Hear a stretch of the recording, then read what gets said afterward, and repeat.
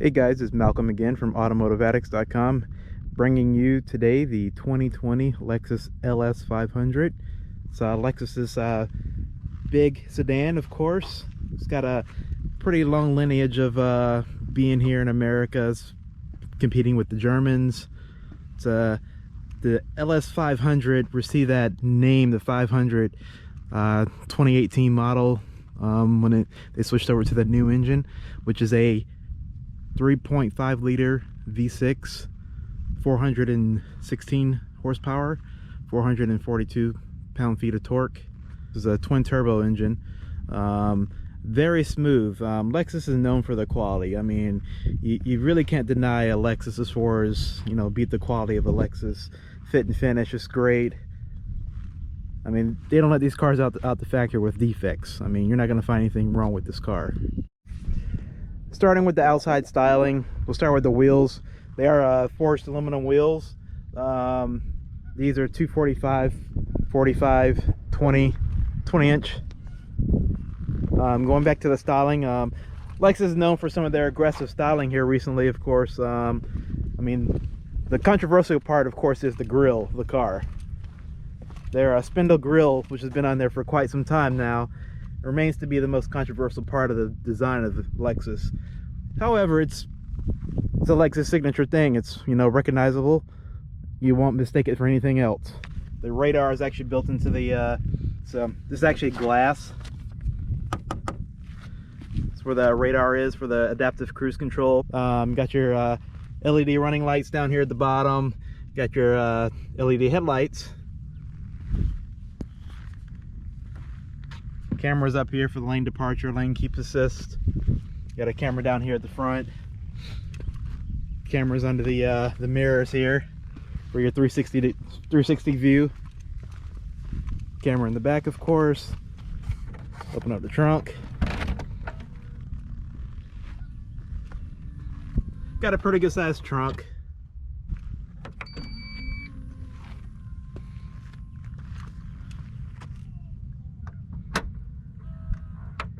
I'm going to go ahead and jump in and show you some of the inside features and take it for a quick drive. You're inside the 2020 Lexus LS 500, and I go ahead and start it up. Has a neat little splash screen that comes up. This dashboard, the gauge cluster, actually dates kind of far back to the LFA supercar, which some of you might remember some time ago. But some of the graphics kind of represent that old look when Lexus switched over to a digital gauge cluster. You have a pretty big heads-up display here. It's a 24-inch heads-up display, if you can see that in the camera. But Lexus fit and finish, their interior is just impeccable. Everything about a Lexus inside is just nice. I mean, soft touch everywhere. You won't find many hard plastics whatsoever. All right, setting off in the 2020 Lexus LS 500.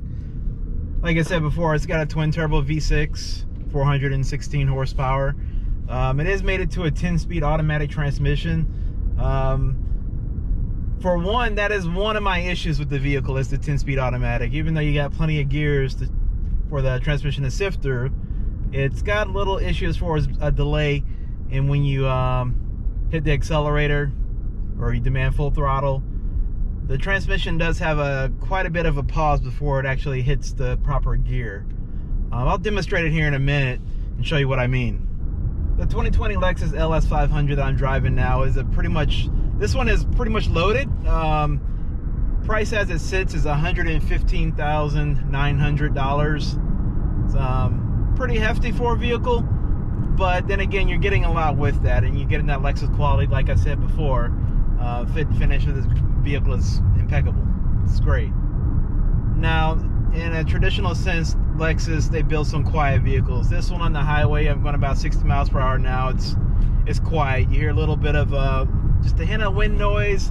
Actually, you hear the seat fan before you hear anything else. I have the seat cooler on my seat. Of course, it's got a seat cooler, seat heater, seat massage, and has a concierge system that's basically an automatic setup for your ventilation, your seat vents, your seat heating. so it'll automatically kick on those features, you know, just by the outside temperature. I have no issues with the engine. Engine is plenty powerful. The vehicle 0 to 60 times about 4.6 seconds.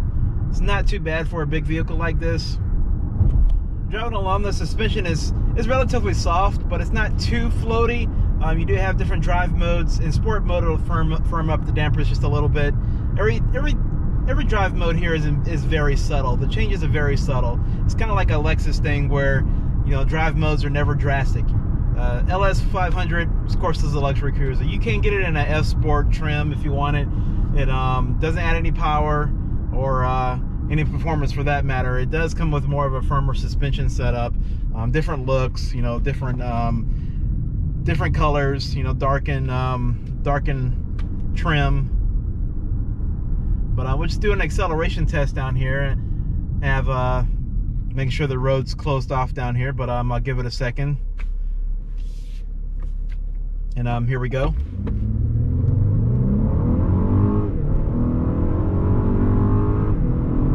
The transmission does fire off shifts pretty well. Now, that one issue with the transmission I have is when you're cruising along, you know, the transmission, I hit 10th gear, you know, just cruising along on the highway, and then all of a sudden you need to demand the power, you go full throttle. It takes a second or two to actually downshift. Here, I'll show you. That's floored. So yeah, there's quite a bit of a pause there. Even though you're flooring the gas pedal, there's still a pause before it actually hits the proper gear. I'll do it again. Floored.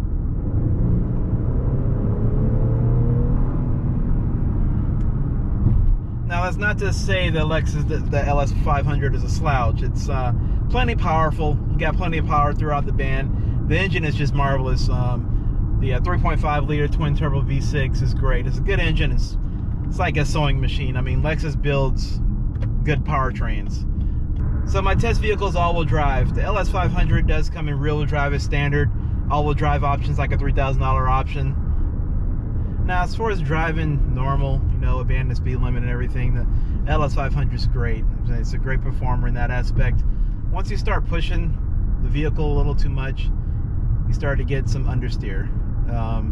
That's a safe trait of most vehicles. I mean, they tune them on purpose to get understeer.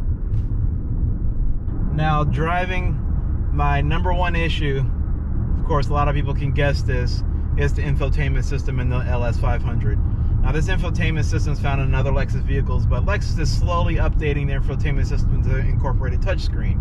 Now, that's something they should have did in the LS500. Unfortunately, you have to deal with the trackpad, and that's your primary way of controlling a lot of controls in the vehicle. I mean, this is down to actually your seat heating and cooling, your massage seats, of course, your navigation, your stereo system. You have very limited physical buttons and controls for that stuff. You do have a volume knob and a tuning knob right here below the volume knob. You have physical buttons for your climate control system. However, like I said before, getting to some of the other features, I mean, as far as the fine-tuning your seat positioning, your seat heater, seat cooler, seat massage, all that stuff is controlled through this unit down here, the touchpad. You do have a dedicated button to go to the seating controls, but then again, you still have to interact with the trackpad to get into those controls. As far as fuel economy, this one does get 18 miles to the gallon city, 27 miles to the gallon highway. Now, if you opt for the lesser costing rear-wheel drive model, you will save a little bit at the pump. You get 19 miles to the gallon city, up to 30 miles to the gallon highway. And there is a hybrid option of the Lexus LS500, this LS500H. It has less power, but you have more instantaneous torque. Like I said before, this engine is not too bad right out the line. You don't have much turbo lag. Things get moving quick. You know, you can get off the line quick enough. 0 to 60 in 4.6 seconds. So overall, driving the LS500, it's a serene experience. You know, it's quiet, smooth. You don't have any major issues as far as the car being lofty, bouncing around. Everything is pretty much in check, in control. But like I said, if you do push this car pretty hard, You will get some fighting back with some understeer. The body will start to loft around a little bit once it's pushed too hard as well. But otherwise, I don't have any big major issues with the car other than your distraction when you're interacting with the infotainment system using this trackpad. During my time with the LS500, I couldn't help but think when my parents bought their 1994 Lexus LS400. Of course, the LS400 came over to our shores back in 1989, first introduced as a 1990 model. But it's apparent in this vehicle that Lexus has continued a path of, trying to perfect their product. And the LS500 is no different in that relentless pursuit of perfection they once said that they once had for their slogan. For a full-size luxury vehicle, the LS500 checks all the check boxes that I'd want in a luxury vehicle, with the one exception, of course, for their infotainment system.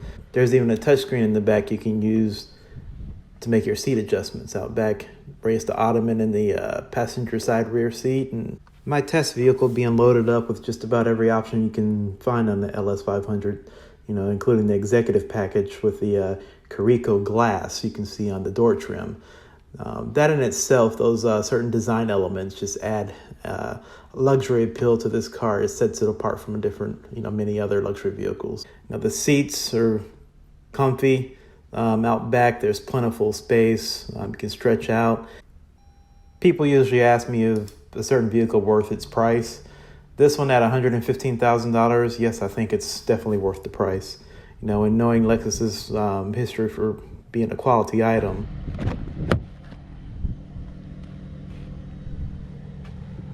I welcome you to check out my full review on AutomotiveAddicts.com of the new LS500. And also be sure to subscribe, and hopefully I can bring some more vehicles to you guys next week and the weeks coming. Bring some exciting stuff you've probably never seen before. Visit some people's garages and all that stuff. But make sure you subscribe, and catch you in the next one.